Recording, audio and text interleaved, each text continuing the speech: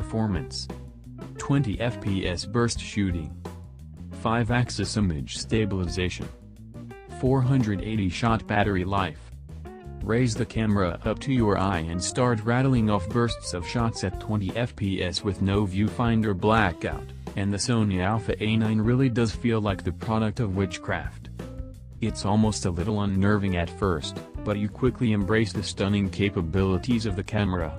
Helpfully, there's a subtle shutter sound to reassure you that something is actually happening, though you can switch to fully silent operation via the menu if required. If a burst rate of 20 fps is overkill for what you're shooting, you also have 2 slower drive modes to choose from, while those looking to use a lens adapter, something that's likely given the limited range of longer focal length lenses, will see the Alpha A9's burst shooting performance cut in half to 10 fps.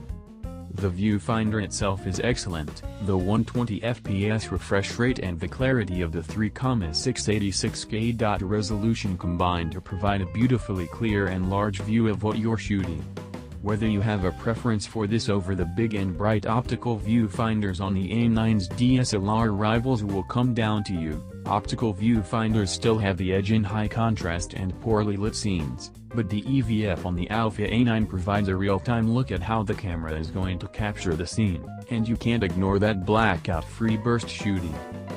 Battery life has been bumped up from the Alpha A7R2 to deliver 480 shots, but when put up against the EOS 1DX Mark II's 1,210 shots and the D5's staggering 3,780 shots, this looks a little paltry, especially if you're going to be holding the shutter down at 20 fps for long periods. It goes without saying then that you're going to need spare batteries, and more than one if you're a working photographer.